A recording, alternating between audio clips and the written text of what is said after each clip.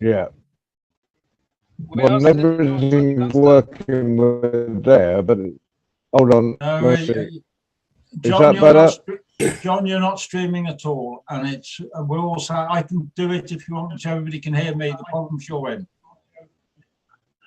Hey, Mike, if he doesn't mind, I can do the intro. Okay, as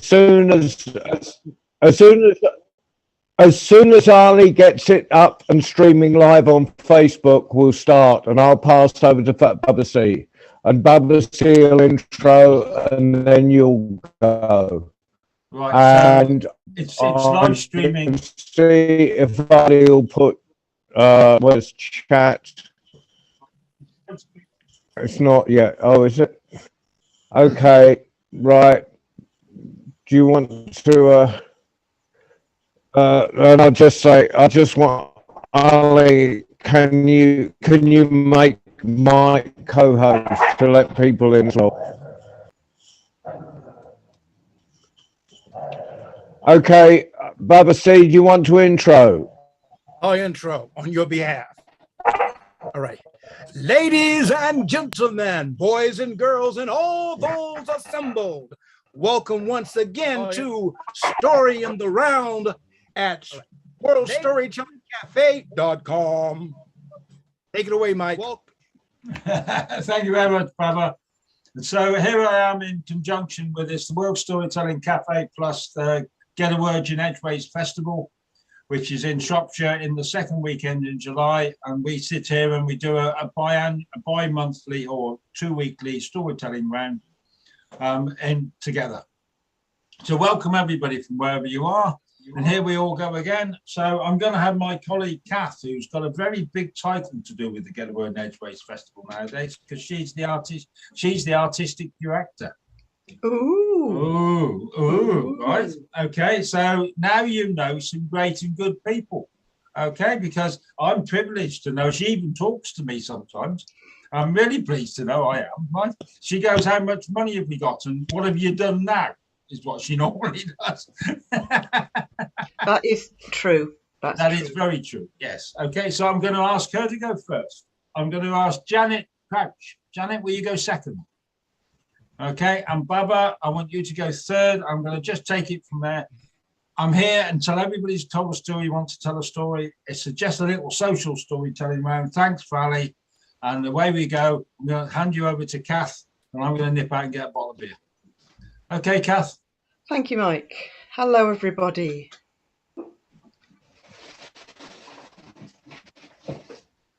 There's a cave, apparently. And it's a good cave. The roof is high enough for you to stand up. It goes back far enough that it feels spacious. And you can get out of the rain if you want to. You can find shade from the sun if you want to. It has glorious views and it's west facing. So when the sun sets, it has the most amazing views.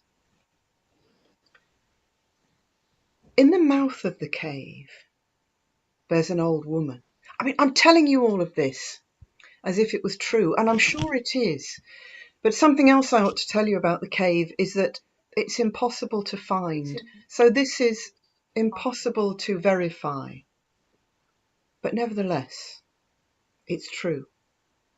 And the old woman who sits in the mouth of the cave, she spends most of her time creating the most beautiful garment.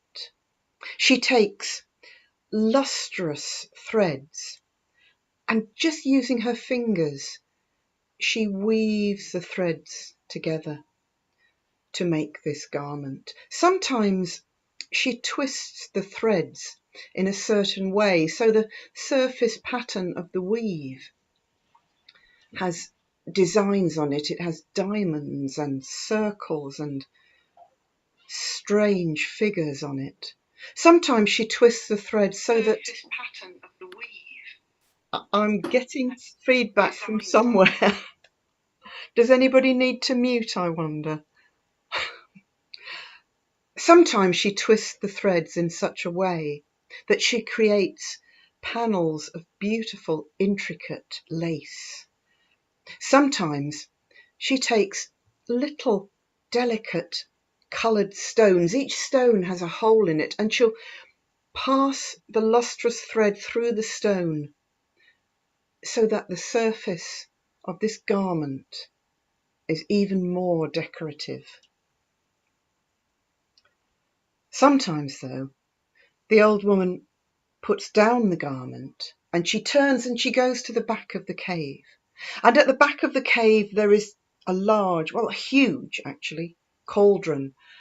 And she stirs this cauldron. And she's very careful how she stirs it, because in the cauldron there's every seed from every plant in the world. And if she doesn't stir it properly, those seeds will start to burn. And if the seeds burn, there will be no more plants anywhere in the world. But sometimes, when she's engaged on this task of being very careful to stir all the seeds and scrape all the seeds up from the bottom and bring them to the top, a dog might be passing the mouth of the cave. And the dog might see that garment laid down on a stool, and it might see a very tempting hanging thread. And the dog might take the thread in its teeth and pull, and it might find the most satisfying thump as the garment lands on the floor of the cave. And then the dog might take mouthfuls of the fabric and shake it furiously, which is tremendous fun if you're a dog. And it makes the most tremendous mess. So when the old woman comes back from her stirring, the dog has gone. But the beautiful garment is wet with saliva, and it's impossibly tangled, and it's dirty from the floor of the cave. And so the old woman sits down, and she very carefully unravels and unpicks each thread in turn. And as she unravels the threads, she wraps them around her arm to make a skein, and then she lays down the skeins until every thread from that garment is unpicked and unravelled. Then she takes that heap of skeins and she takes it down to the stream, and she washes the skeins of thread in the stream. And then she hangs them on bushes to dry. And when they're dry, she takes them back up to the cave. She gathers up the little coloured stones that have fallen on the floor. She dusts those, she makes those clean. And she starts again to weave the lustrous garment, using just her fingers to weave the threads in and out. But while she's been unravelling the garment, and while she's been washing the skeins of thread and waiting for them to dry, she's had even better ideas to make the garment even more beautiful. And so this garment is going to be more beautiful than the last, which was more beautiful than the one before that, which was more beautiful than the one before that. And it stretches back to the beginning of time.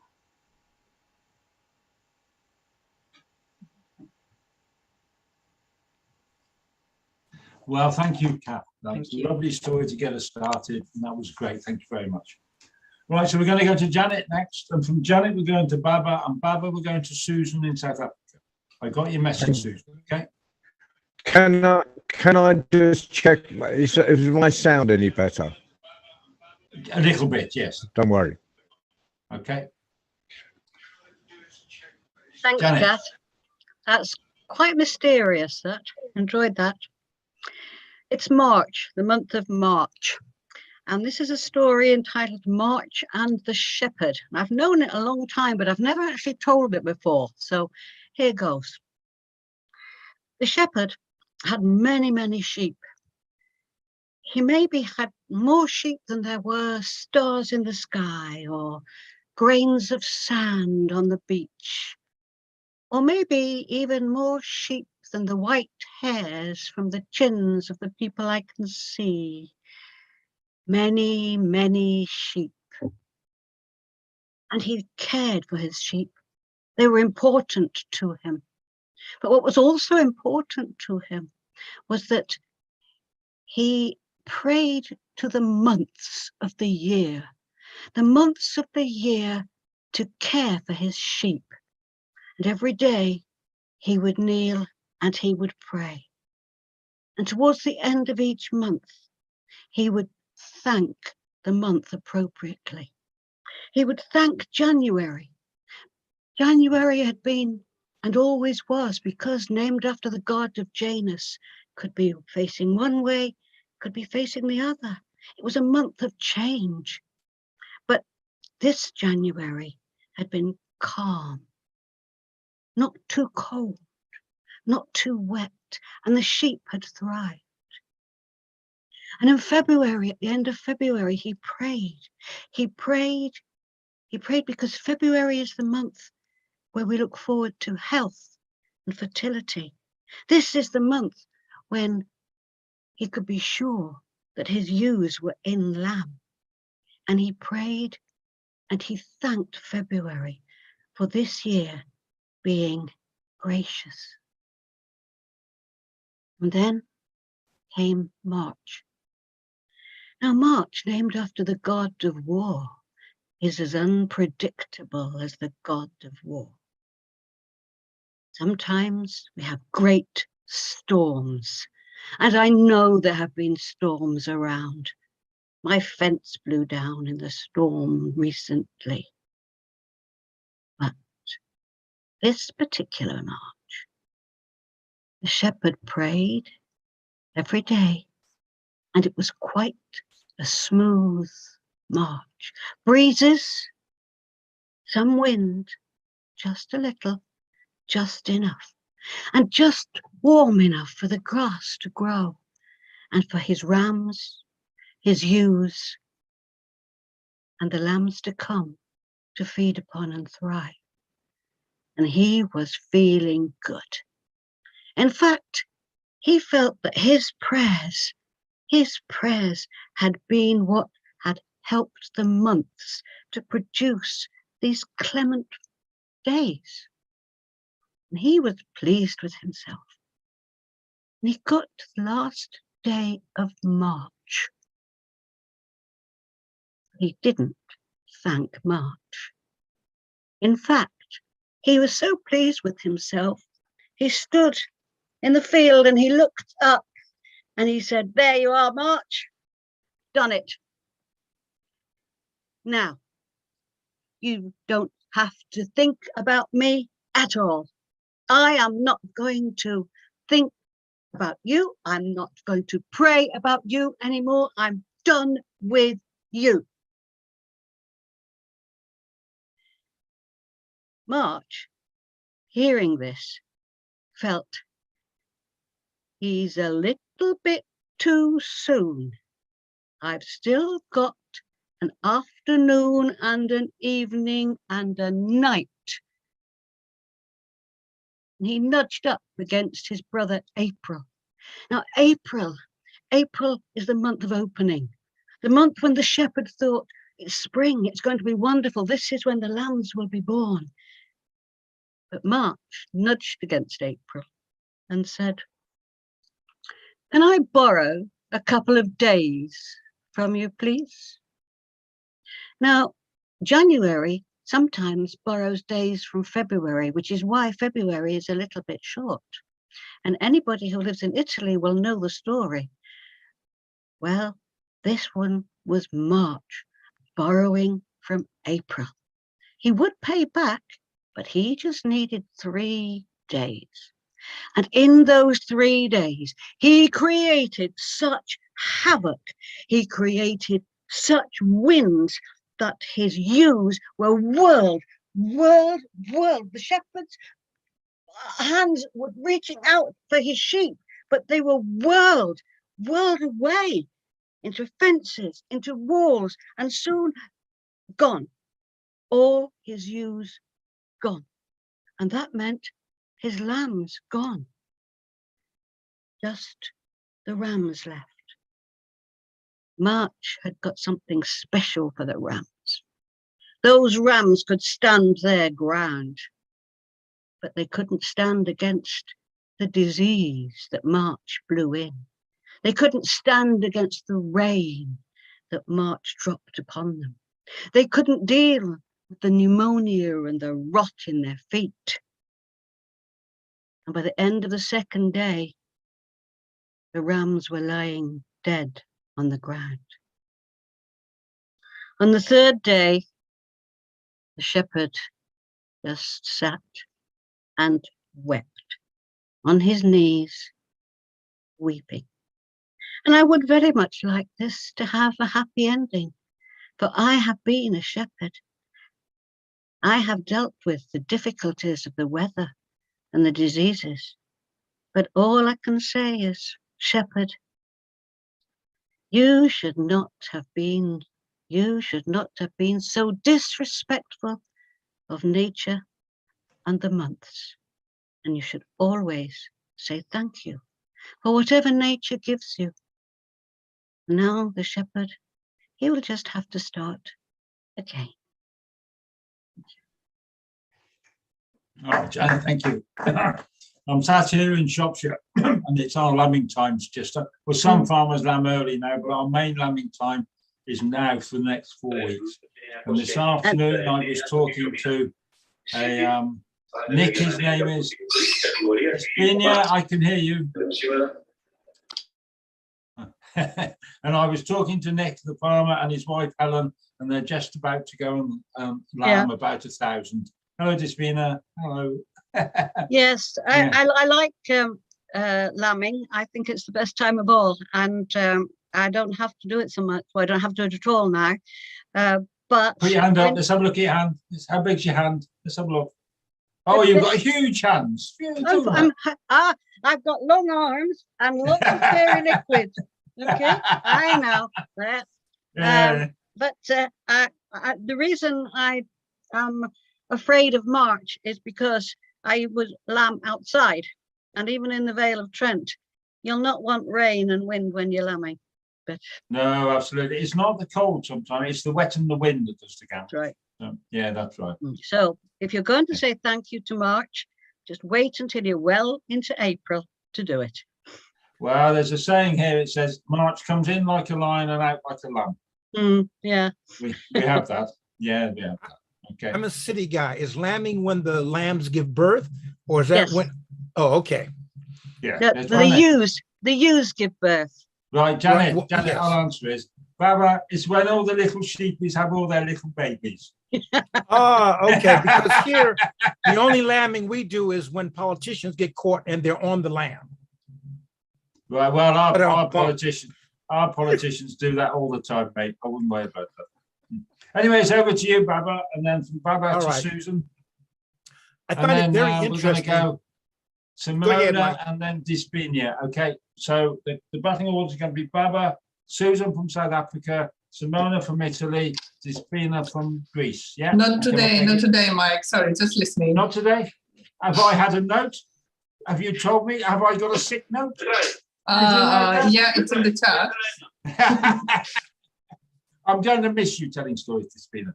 Right. So anyway, Baba, over to you, mate. I find it very interesting that the two stories before me are both timeless and about time. The story I wish to share with you today is going to be one of the most difficult stories I've ever had to share, but yet one of the easiest stories I've ever had to share. In fact, this story is too recent for me to say so long ago, but this story was born so long ago, I cannot say it's recent. And the story is full of quandaries. For you see, this story began when an idea decided that it wanted to give birth to itself so it could exist in the realm we call the world. And so this little piece of I will be, for I am, planted itself in the fertile soil of the earth, and also in the earth that is seen and unseen, heard and unheard, felt and unfelt. And the seed began to grow. The seedling became a young plant. The plant became a very mighty tree with roots that traveled down into the earth like vines in a vineyard. And this tree began to grow, and it grew very rapidly and very powerfully. And its branches were as powerful and as wide above the ground as the roots were below the ground. And this tree, sometimes called the spirit tree, sometimes called the grandfather tree, sometimes called the mother of all trees, sometimes called the baobab tree, began to grow and replicate itself all around the four corners of a very round earth. And this tree grew in the realms of the seen and unseen, the heard and the unheard, the felt and the unfelt. And this tree had a very unique flower that gave birth to a very unique seed or fruit. And this fruit carried in the ether, it carried in the wind, it spread all over the world. And like its parent, it was both in the realms of the seen and unseen, the heard and the unheard, the felt and the unfelt. And this seed traveled with all that which existed in the worlds. This seed both recorded and preserved all that existed within the worlds. This seed gave fruit to seeds that gave fruit, that gave seeds that gave fruit to all that was, was not, had been, was, and would be. And this seed took a particular liking to mankind, to people kind. And whenever there were people, there was this seed, there was this tree, there was the children of the baobab tree that was both seen and unseen. And the fruit that it bore was fruit for the soul, fruit for the mind, fruit for the tongue. As people kind began to spread and migrate around the realm, so did the seeds and the fruits of this grand baobab tree, of this grand spirit tree, of this grand grandfather tree, of this grandmother of all trees. And it began to collect and network all of the traditions and sayings and languages of the people who populated the four corners of a very round world. And just when it thought it could do no more, mankind had the audacity to introduce telegraphs, and then telephones, and then cables, and then television, and then cable television, and then satellite television, and then mobile phones. And the seeds and the baobab tree and the fruits of the baobab tree found their way into all that man had created, into the structures of the buildings, into the electronics. And this seed which gave forth fruit, that gave forth substance to the conscious and unconscious, to the soul and to the mind and to the tongue, began to weave together all of the various forms of communication of people kind. And its roots began to continue to network in this very round globe like vines in a vineyard. And its branches grew even more powerful and more spread. Now, people being as people are, began to celebrate their origins, their myths, their tall tales, their stories. And as they did, this tree absorbed and shared all that had been said and unsaid, all that had been spoken and unspoken. It absorbed all the emotions and feelings and then radiated them back out to the people kind that populated the four corners of a very round world. And then one day, a group of people decided to meet on the regular. That means they met regularly.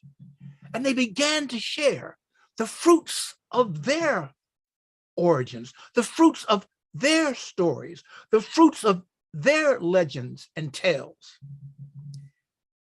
And the tree decided that it was time for there to be celebrations. And celebrations were held in the four corners of a very round world. And the celebrations were held by the seen and the unseen, the heard, the unheard, the felt, the unfelt.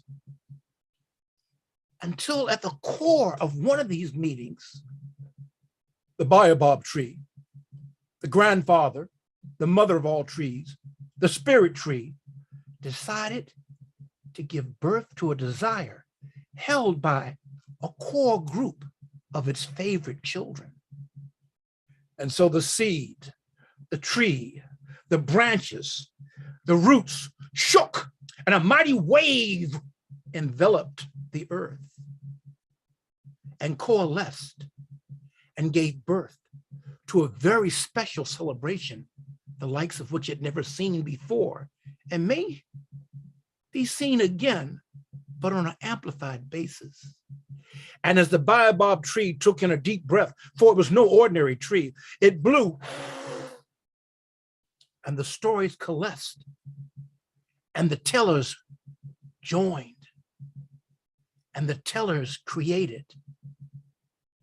And to this day, people are still talking about the creation of this baobab tree, the creation of this grandfather tree, the creation of this mother of all trees, the creation of the spirit tree that touched the seen and the unseen, the heard and the unheard, the felt and the unfelt. And they called this very special, this brand new plant, this brand new baobab tree, they called it the Marrakesh International Storytelling Festival. The story continues. So, Well, if I made any errors, pardon me, because that story fermented while I was sleeping last night, and it begged to be told today. So this is my first telling of the story. And thank you. well, John, and the next part of that story is the Get a Word in Edgeways Festival in Much Wenlock. Right, Yes. where everybody's coming to there. Okay, so that will be the next chapter. And just as a by the by to everybody who can hear my voice this moment, if you happen to be in Gloucestershire on Wednesday around lunchtime, so John and I are meeting in a pub, and you will all be very welcome to come and sit with us. All you have to do is to get to Gloucestershire. Probably, John, we haven't confirmed the date yet, the time or anything, but it's going to be lunchtime at the Edgemore Inn in just by Stroud. Is that right, John? You can wave. Oh, he's not listening. He's gone, folks. I think he's still caught up in the telling of the story. And John, I owe you a bit of an apology. When I speak of the worldstorytellingcafe.com, I am simultaneously also speaking of your contribution and your organization. I just sometimes forget how to say it properly, and I don't like to mess up people's names. Well, there's Mike Wood is another person to be involved in it, I think. Right, so we're going to Susan in South Africa. Where are you, Susan? I can see you. There you go. So what's the weather like in South Africa today, Sue? Actually raining quite a bit, Mike. We've had a most unusual summer. Normally February and March is really, really warm, but we've had so much rain that most days you want to put on something warm, and at night you want to put a blanket on your bed.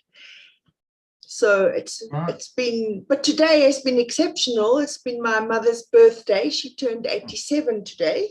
Oh, wow. So yeah, it's really been a fabulous day. So which part of South Africa are you in, Sue? You're down on the Cape? I'm in Johannesburg, which Joburg. I'm a Joey's girl. You're a Joey's girl. And it's a wonderful, wonderful city with so much culture and so much nature and so much everything else. You're all welcome to come and visit and stay with us and explore. Well, one of my ambitions on my bucket list is to come and watch some cricket somewhere in South Africa. We'll see you soon. But so I'm only going to come when we've got a decent cricket team. Yeah. Which might be a while. Actually. Oh, and we also having problems at the moment. Stimona and Dispania, one from Italy and the other from Greece. We're talking about cricket. You won't understand a word of it. Okay. Don't worry about it. You've got no idea. It's something to do with the old Commonwealth and the UK and America. That's it, Simone. What were you doing, Simone? Playing tennis? Yeah. Right. So I'm going to go to Susan in Joburg, or Johannesburg, for those who don't know where Joburg is. Okay. Yeah. Best city in the world.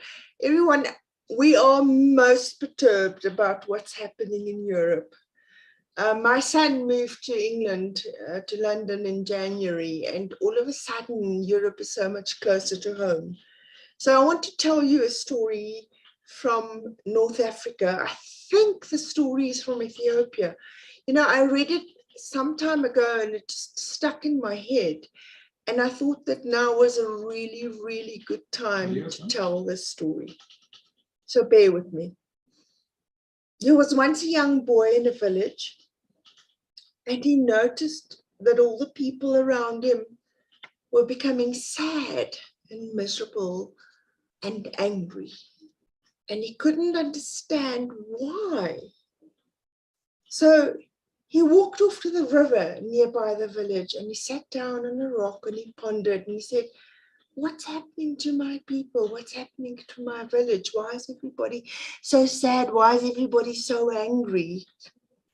And while he was thinking about this, an old man came out from behind a tree, and he said to the young boy, come here, I have a gift for you. And the young boy walked up to him, and the old man gave him a pair of silver sandals. And he said to the young boy, put these on.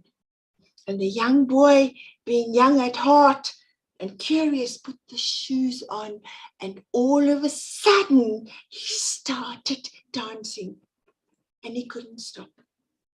And he danced and he danced and he danced and he danced and he danced into his village, and there was an old woman, and she was crying.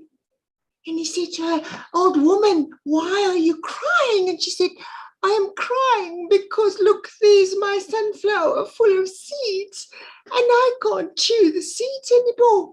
And my children are no longer here in the village with me to chew the seeds for me. So what must I do? And he said, come, old lady. And he took the sunflower and he danced with the sunflower, and everybody in the village came and they saw this beautiful old lonely woman with no teeth, and they decided to help her, and everybody was happy. And the boy danced and he danced and he danced to the next village, where he came upon a child who was crying, and she was crying and she was crying. And he said, why are you crying, my child? And she said, I have to go to a new school today, and I have no friends and nobody knows me there. Please help. And he said, come, let me help you. And he danced with her, and she followed him, and all the children from the school saw him dancing, and they followed him, and everybody started laughing, and everybody was happy. And this little girl had so many friends, and they danced and they danced. And the young boy danced to the next village, where he came upon a young man who was so shy. And he said to him, why are you so shy? And he said, I've always been shy, but I've met the most beautiful girl, and I want to ask her to go out with me, and I'm afraid that you won't. And the young boy said, come, let's dance. And they danced and they danced, and the girl saw them coming, and she thought it was so beautiful, and she joined them, and they went out on a date together. And at the next village, it was their wedding. And at the wedding, the girl was crying because the band for the wedding had not turned up, and she was crying, and she said, my wedding will be a disaster. And the young boy with the silver sandals came, and he danced and he sang, and all the wedding guests started singing with him, and everybody was happy, and the bride had a wonderful, wonderful wedding. And he danced and he danced, and he came to a place where there were two giant armies, and the generals were going, I, and the other general was going, I, this is my land. No, this is my land. And they were fighting, and the boy in the silver sandals danced and danced, and the soldiers saw him, and with him they started dancing and beating on their shields, and everybody said, but I know you, you are my family, you are my friend. And eventually the general said, let's talk. We have so much in common. This is our world. Let's be at peace. And the boy went on and he danced and he danced and he danced all around the world until eventually he came back to his village and he stood behind his tree and he was old and he was tired. And there, next to the river, was a young boy sitting and pondering about the people in his village. And he thought that everybody was so sad and everybody was so angry and he couldn't understand why. And our young boy, who had become an old man who had danced around the world, called the boy to him and said, come here, young boy. I have a gift for you. And he gave him the silver sandals. The end. Oh, thank you, Susan. Right. Whoa. Right. Right, nice to see you, Rona, but could you mute yourself, please? I was just asked to unmute. I'm confused. But I'll mute again, but I got a note saying, oh, okay, I understand. Remind me to give the what's coming up next. That was from John Rowe. So I'm going back to mute. Right. So that was a lovely story, Susan. So in the North Americas, a long time ago, there was a war between two people. There was the Unionists from the north of America, and there was the Confederates to the south of America. And they had a great big war about how they were going to govern their country and everything else. But there was a bridge that went over a river. And there was one army on one side and there was another army on the other side. And they were arguing about who was going to own the bridge. And there was going to be a great battle. And finally, there were two guards. Well, there was one side and there was one the other side. And the one on the one side, he was dressed in grey in a uniform and he had a gun. And the one on the other side, he was dressed in blue and he had a uniform and he had a gun. And they knew in the morning that there was going to be a great big battle about who owned this bridge. But as the sun went down that evening, they were just there to guard the bridge, to make sure no one crossed it. And they looked at each other, and the one picked up a cup and the other picked up a cup, and the one said, well, I've got a cup of tea, and the other said, well, I'm going to have a cup of coffee. I don't suppose you've got any milk, have you? And the one in the blue said, well, I've got a bit of milk if you've got a bit of sugar. And the one in the grey said, well, I've got a bit of sugar. I'll swap you for the milk. And they met on the middle of the bridge and they sat down, and the one had a coffee and the other had a tea, and they both had milk and sugar in their cups as they drank it. And then they started talking to each other, and they talked long into the night. They talked about all things, but they talked some of the stories in the Bible and some of the stories in other places, and they talked about their mothers. And they both seemed, because they come from America, to have the best apple pie maker as a mother anywhere in the world, because everybody in America reckons that their mother makes the best apple pie that you've ever seen. But just at the evening the sun was coming up, the one sat down and he told his life story to the other. And the other then sat down and told his life story. And they were both about 18. And the sun came up and they looked at each other and they shook hands. Because the one thing you can never do is fight someone if you know their story. And they turned around and they walked away. And they went back to their armies and they said, look, how important is this bloody bridge? And the generals thought it was really important, but the soldiers didn't. So they didn't fight. They just sat there for a day until in the end, the generals decided that they could fight over another bridge and they went home. Now, I was told that story when I was in the States, and apparently this bridge exists in many, many different places. And I just rather hope that it now exists between the Ukraine and Russia.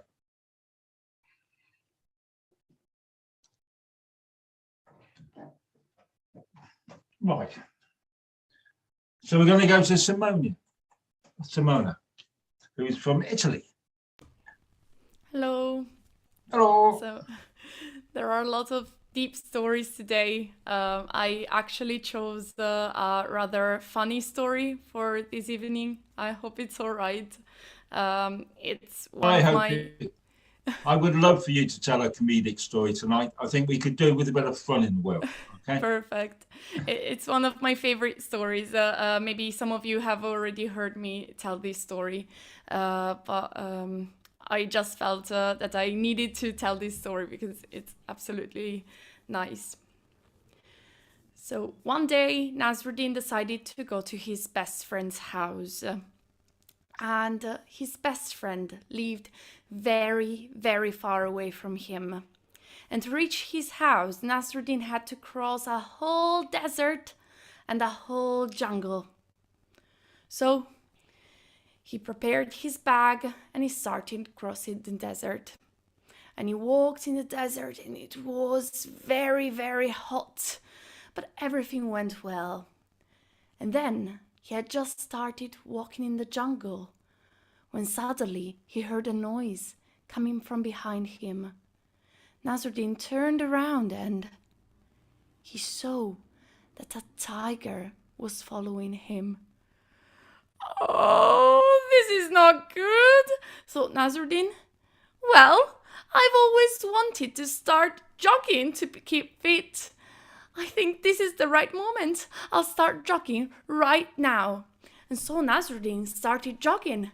But when he looked back, he saw that the tiger had also started jogging.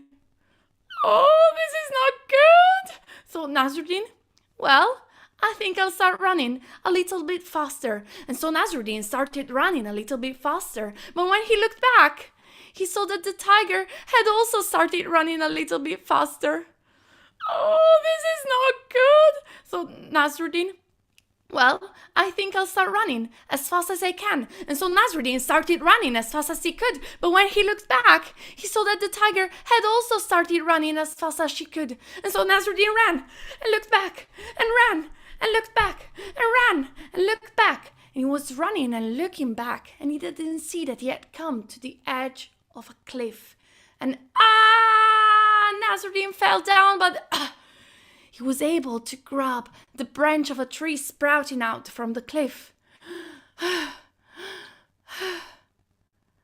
And Nasruddin looked up and he saw that the branch was slowly breaking in two. And he saw that the tiger had reached the edge of the cliff and was looking down at him.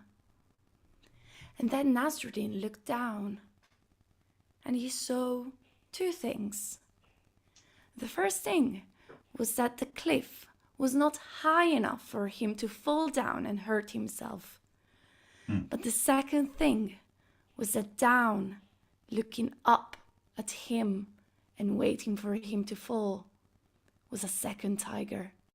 Oh, this is not good, thought Nasruddin, and he looked sideways. He looked to the right, and then he looked to the left, and oh, he saw something big, red, and juicy. He picked it. He looked at it.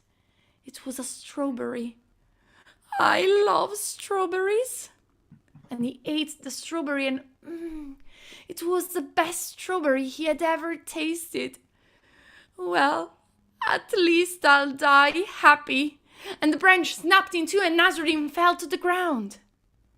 And the two tigers started to approach slowly, studying their prey and sniffing.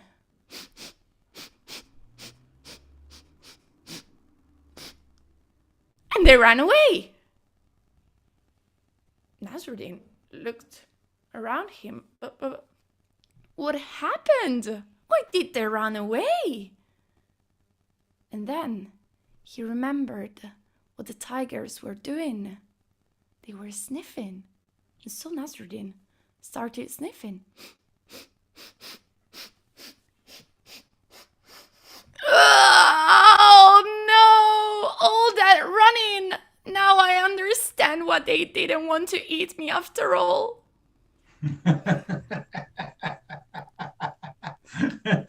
Thank you. Well, Simona, a few years ago, there was an Englishman and a Welshman, and they were up in the mountains of Snowdonia. And they were walking along a path, and round the corner, they came across a bear. And it was a great big brown bear, and he stood up and he looked at them, and he was really cross because he'd been dozing quite quick, just in the sun. And he was annoyed and irritated. He'd been woken up by an Englishman and a Welshman. And the Englishman sat down and took his shoes off and started putting his running shoes on.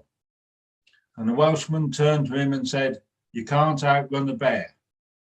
And the Englishman said, "I don't have to outrun the bear. I have to outrun you."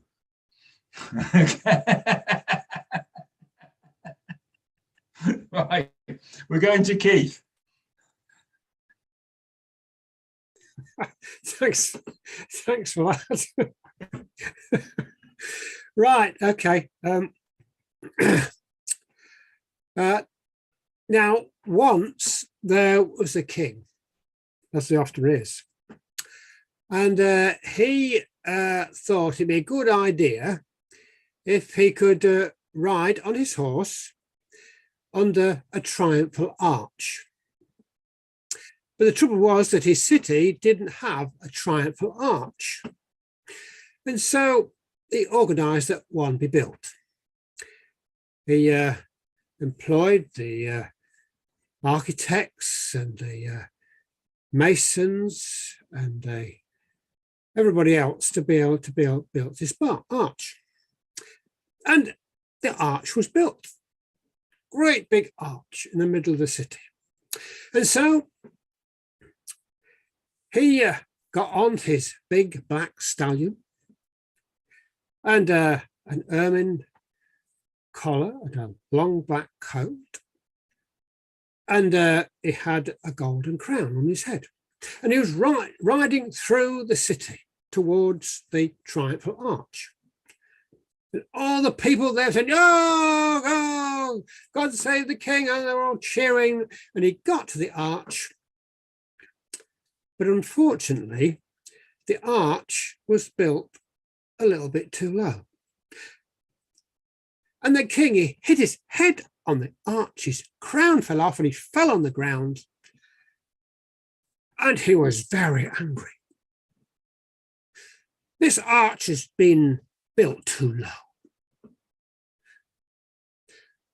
We'll have a court. And whoever's responsible for this will have their head cut off. And so a court was arranged. And the architects, they were brought before the court. And they said, "Your Majesty, it's not our fault. We have got a string of letters behind our names. Now, we are very accomplished as architects. We're very educated. We know exactly what we're doing. We followed your instructions to the letter.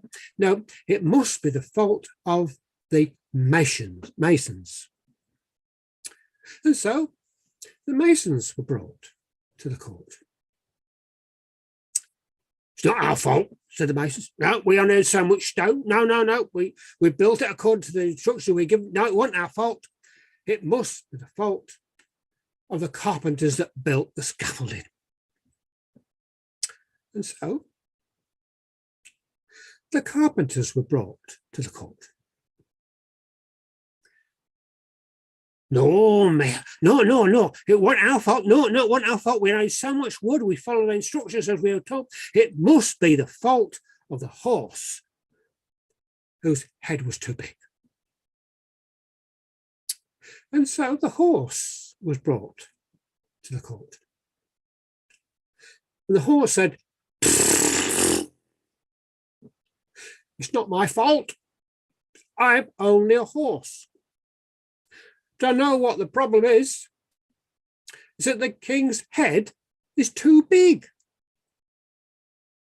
And so the king had every head cut off.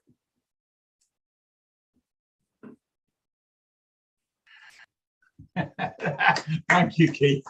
Thank you, Keith. Oh, that's right. Right, so I'm going to do some Do parachutes. you remember Tim Bowley?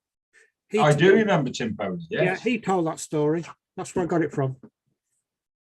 Well, there's a name from the blast. Yeah. As they call it. Yeah, he died. He died a while ago now, did Tim? Yeah. Yes. I'm sad to say, yes. Well, I'm pleased his stories and his name's come to light still. He was a fine man. Right, so we're going to do a few plugs. So, Baba, have you got a few things you want to say about what's happening on the World Storytelling Cap? And Kath, Yes. have you got time? You got for the concert on Thursday? Great. Okay. So I want to remind everyone to join us Tuesday for our Young International Storytelling Round. And it'll be at 5:30 p.m. UK time. And David, did I get that wrong, David? Yeah. See, how could you possibly know what time it is in the UK? It's 4:30. 4:30. Oh, 4:30. yeah, thank you. I'm still adjusting from Marrakesh time, and I'm back in the USA. Thank you, David, for that save. 4:30 p.m. UK time. And we're inviting, if you know any young people, 18 or younger, encourage them to join us. Our young tellers from India are taking exams, so they may not be with us, but we're expecting other youths to join us on that day. And I'm quite sure David will have something to do with that. Great. Okay, that's cool. Thanks very much. So, Baba, were you in Marrakesh? Yes, and Marrakesh was definitely in me. It was great. Mike, when I left Marrakesh, I felt like I was leaving home. I now tell people that I'm bicontinental and that I have a home in Washington, D.C. and a home in Marrakesh, Morocco. Well, everybody's invited to Shropshire next time, because in Shropshire, in July, we're having our festival. So you're all invited to come along to our festival. We want as many people to come as we can, don't we, Kath? Right. So, Kath, we're doing a concert on Thursday where the Get a Word Online is our concert. The tickets are about £5. If you've got no money, just say so. We'll let you in anyway. Okay. So, Kath, you're muted, Kath. I've just put it in the chat, Mike. So it's Get a Word in Edgeways online concert, Get a Word in online, find us online, featuring our very own David Heathfield. Oh, of course I knew that. Yeah. And there will be me with Kath's Cupboard of Customs and quite a few other wonderful people. Do come and join us, 8 o'clock London time. Kath, am I allowed to reveal the secret of my collaboration, or is it? No, do, David. I'm really excited because Amy Douglas put me in touch with Drew Colby for a collaboration, and Drew Colby is, I think, well, he must be the world's leading shadowgrapher. So he makes shadows with his hands on the wall, and unbelievable shadows. So we're going to collaborate, and I'm going to be telling, and Drew is going to be making the most incredible creatures. And it's so exciting rehearsing with him. So yeah, something very special, I think. Yeah, really looking forward to that. And I'm sorry, folks, but I've got to go.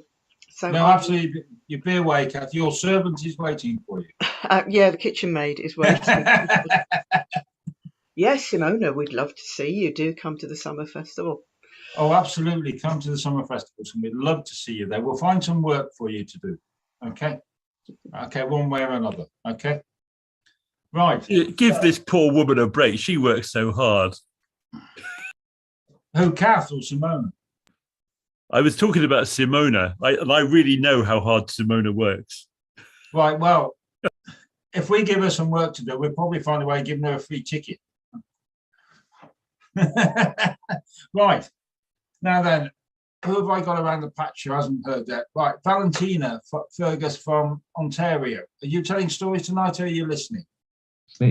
Rona from England somewhere. Okay, are you telling stories? You listening?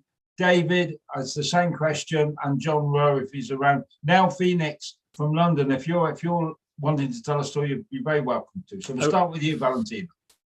I'm listening. I'm just listening today. Thank you. I need to be uplifted, so I thought I'd turn you guys on, and it's a pleasure as always. Thank you very much for saying that. You're always very welcome to come and listen. You know that. And it's lovely. And how are you yourself? Are you okay in yourself? I'm good. I'm of Ukrainian origin, and so it's really getting to me because I write about the Ukraine and my mother's experience, and it's so discouraging because that conflict has really been going on for over a century, and it breaks my heart. So, if you guys can do anything to support the cause, please do, because we're sitting here comfortably while people are dying. And every moment, every little gesture counts. Well, I completely agree with what you said, but I'm going to quote a great war leader that we had. And the great war leader that we had was a fellow called Winston Churchill. And he saw us through the Second World War. And he always used to say this: it is better to jaw, and it is to war. And at some point, we're all going to have to start talking together with each other again. And at some point, we're going to have to do it. But my prayers are for all the people in Ukraine and all the people from there at the moment. They really are. Mike, thank you for joining us. Mike, could I just say something to Valentina? On Friday at the last World Storytelling Cafe event, we had storytelling with stories for children from Ukraine, and Alla Gurksu, who's Ukrainian, told stories in Ukrainian along with me telling the stories in English. So could I recommend that you go back to the recording, Valentina, because I really believe it's the most uplifting thing we can do, is to share beautiful stories from Ukrainian folklore. Absolutely. I will absolutely do that. And you're right. Ukrainian people are famous for their stories. Yes. My father was the village storyteller. He was a descendant of storytellers that went back hundreds of years. And so I came by it honestly. And we as a culture, Ukrainians, do value storytelling, and I'll certainly look that up. Thank you so much. That's great. Okay, well, keep in touch with this, Valentina, along the way. Okay. Thank you. Because we can get stuff done. So, Rona, are you telling stories tonight? Or are you just listening, mate? Right. So you're telling. David, are you telling stories tonight? Or are you just listening? Well, I'm unfortunately I have to. My dinner's on the table. but if I could tell right now, I could tell a very quick one. Absolutely, go for it. And I wasn't going to do this, but Valentina, can I tell a Ukrainian tale?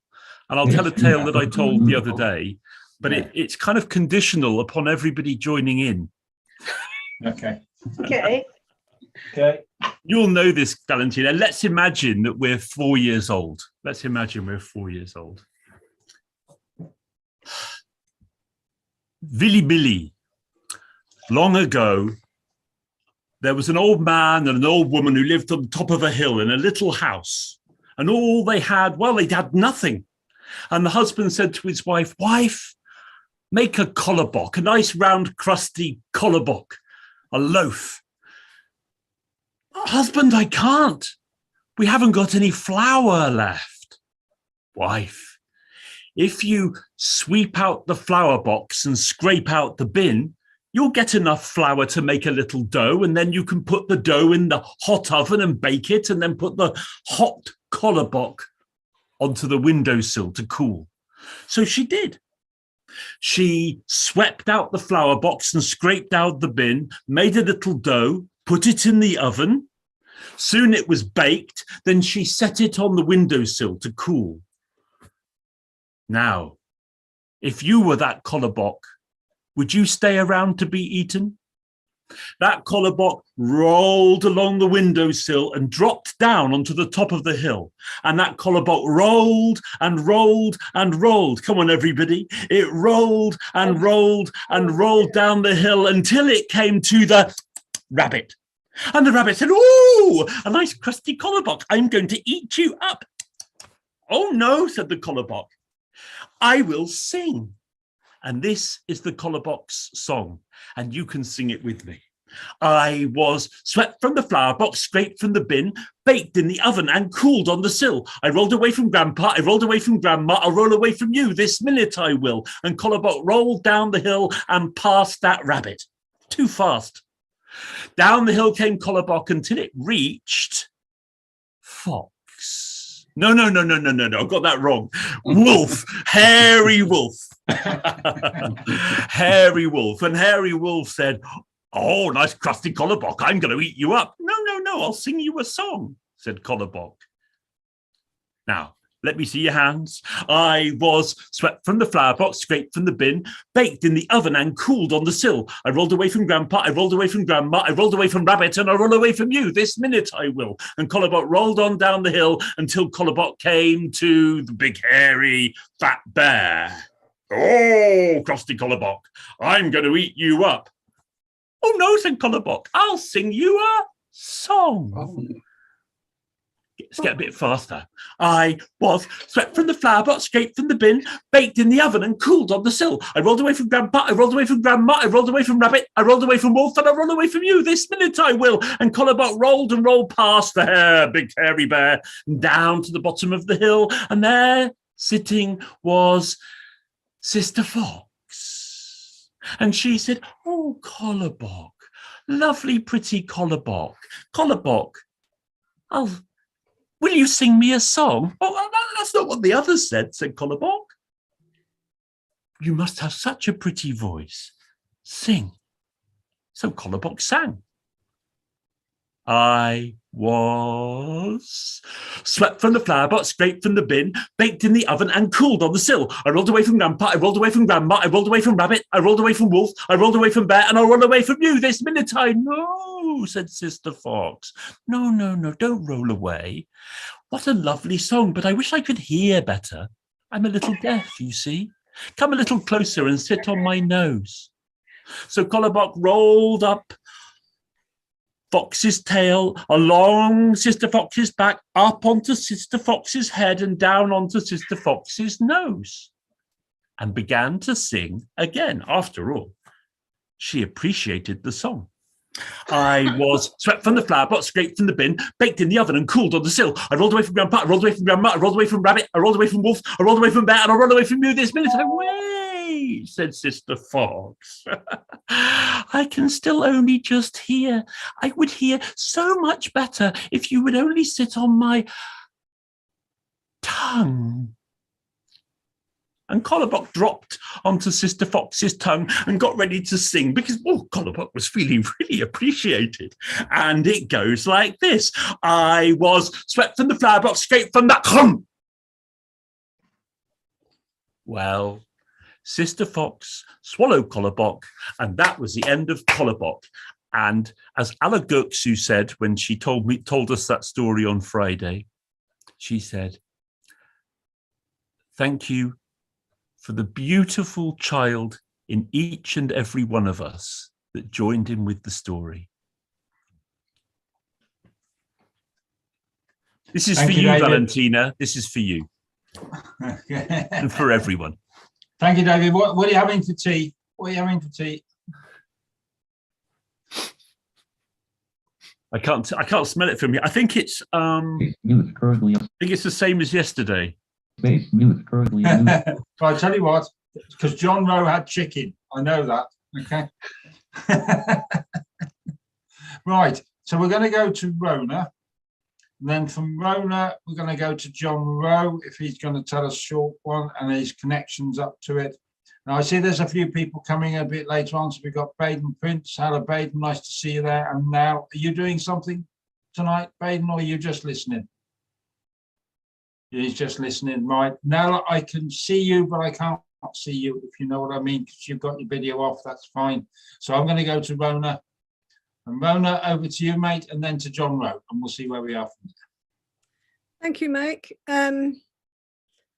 Well,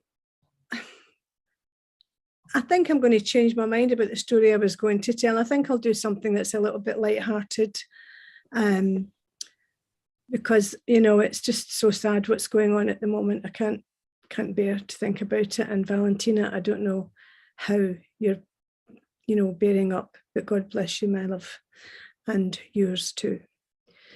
This is a story about, of all things, a little boy on his birthday. And he's so excited, it's palpable. He's leaping about the floor, and there's 2 boxes on the dining room table, and he knows that it's birthday presents for him, but he knows that he can't open them, at least not yet. He's got to wait until he's told it's okay to open them. And that's usually after the birthday cake and the birthday song has been sung. So when it comes time to sing the happy birthday and light the candles, oh, he's just over the moon.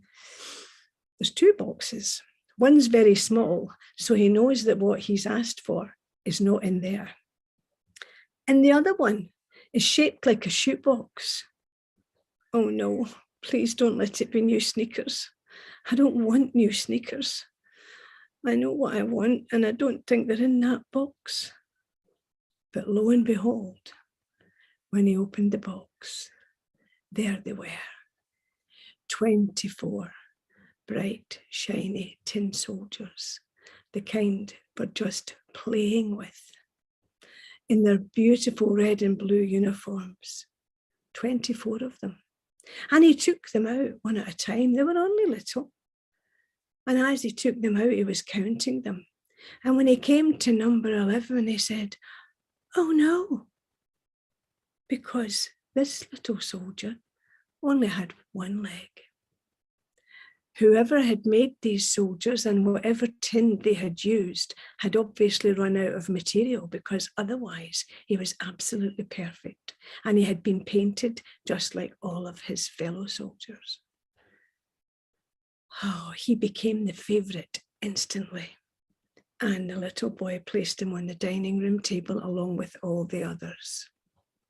And when he placed him on the dining room table, he was facing the fireplace. And on the fireplace, there was a little doll, a ballerina, who looked as if she only had one leg, but she was actually doing a pirouette, and her leg was lifted so high it was hiding behind her ballerina skirt, the tutu. But when the little soldier saw her, he thought, oh, wow, she would make an excellent soldier's wife for me. She's just like me. And the little doll looked at the little soldier and smiled. Then the boy's little sister came into the room. She was only 5, and we all know what little 5-year-old sisters can be like. She was in rather a grumpy mood. It wasn't her birthday, and she wasn't getting any presents, and why was it all about him, and me. And she picked up that little tin soldier and she said, oh, what do you want with him? Imagine getting a broken toy for your birthday. That's terrible. And she took him and threw him out of the window. The little boy was absolutely horrified. His mother was horrified, his father and everybody else who was there in the room. And they all ran downstairs to see if they could find that little tin soldier. There was nowhere else for him to go but straight down. But they couldn't find him. They couldn't find him because in the time it took them all to get their wits together and go out and look for him, he'd already been picked up by 2 little boys who were just passing the window right at that time. Well, the little boy was inconsolable. His favourite tin soldier was already lost. His little sister was also inconsolable. She was really sorry for what she had done. She really was contrite, but that didn't stop her from getting sent to bed early that night without a piece of birthday cake, although it had been kept for her. Well, as it happens, those 2 little boys who found that tin soldier,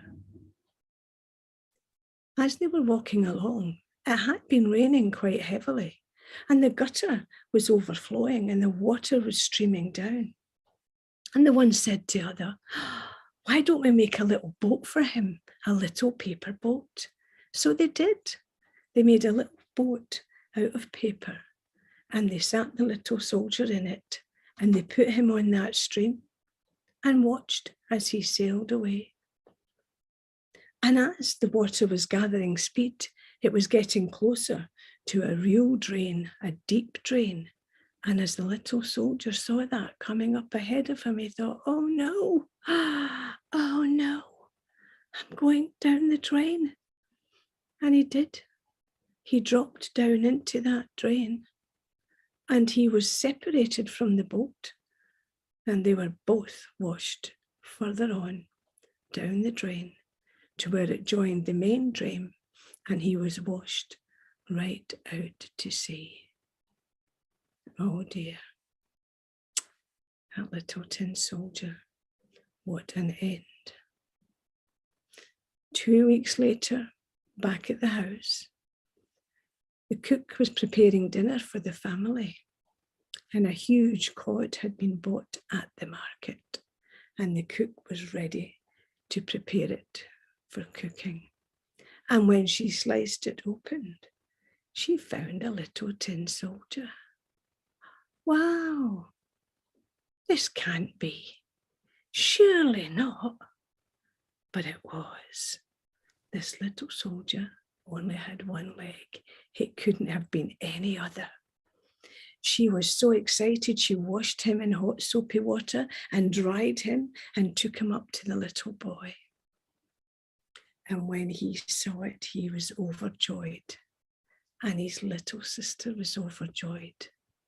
But none of them was nearly as overjoyed as the ballet dancer when she saw his return. That evening, after the children had been finished playing with the toys, the ballerina and the little tin soldier were together on the dining room table. But the next morning, they were gone.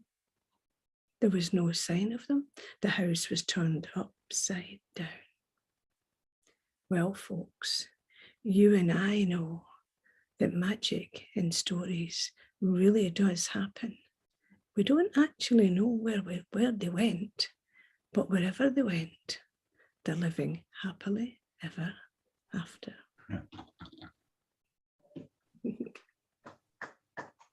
Rona, that just cheered my heart tonight. Thank you very much. That was lovely. Well done, well done.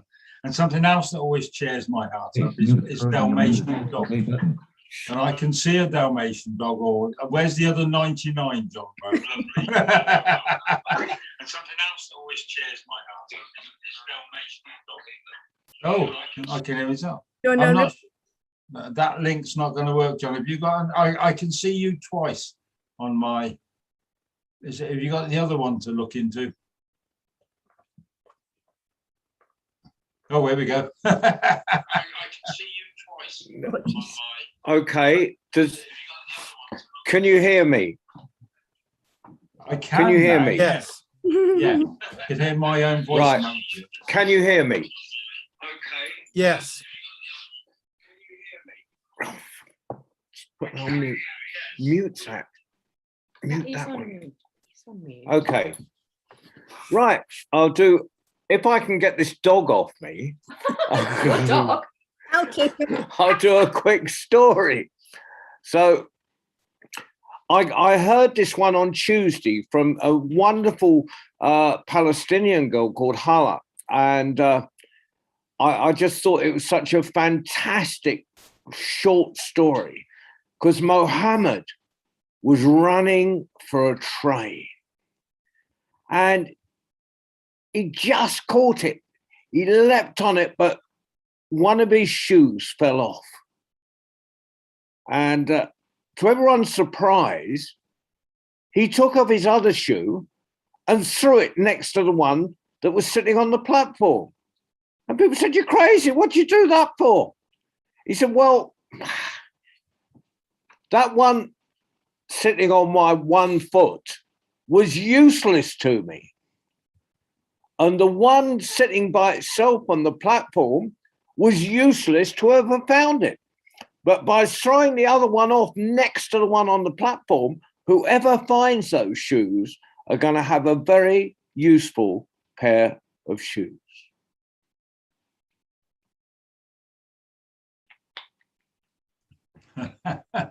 Right, well, I've heard the same story about a glove, but I've never heard it about a shoe. That's my three-liner. I loved it. I loved it from Hala, and thank you, Hala, for sharing it with us on Tuesday. Well, absolutely, it's lovely. Right, now, then we're coming towards the end. It's now 7:20. So has everybody who's told a story, who wants to tell a story, have they told a story? So there's a couple of people there. You're always welcome to come here and listen as much as you like. I encourage people to come along. But if they haven't, then I'm going to call it. Ali sat in Marrakesh and he's going to do it. So if anybody, it's now your opportunity to tell a story. If you haven't told one, but you do want to do one. So I'm not getting anything right. So I'm going to say to everybody what I said a moment ago. John and I were having a very highbrow business meeting in a pub on the Cotswolds on Wednesday lunchtime, in all probability. If anybody wants to turn up from South Africa or from Greece or from Italy or from Baden, Prince, I think you're London, aren't you, Baden? Yeah, if anybody wants to pop out, it's a lovely pub right on the top of the Cotswolds. It overlooks Painswick, and there's a cricket pitch, and there's people on horses. I've been there loads of times. It's a beautiful place. Apart from that, I'll see you all here in a fortnight's time. Thank you very much for coming. I couldn't do this unless people like you turned up to tell stories. So thank you very much. Thank you very much. Mike, you're inviting us to turn up, to get turned up? Absolutely. You'll have to learn how to speak the Queen's English sometimes, babe. And thank you, Mike, as always. No, Queen's English, Aretha's? Okay. All right, so, okay, I'm going to call it. Good night to everybody. Good night, good night, good night, good night. Good night. Bye. Good afternoon. Good morning. Good evening. Nell, are you there? Or you must be there, Nell. Are you there? You too, Baden. Okay. Later, Mike. Later, yeah, okay. Later, yeah, everyone. Ta-da, ta-da. Everybody come to Shropshire this summer. It's a beautiful place. Bye. Bye-bye, bye-bye.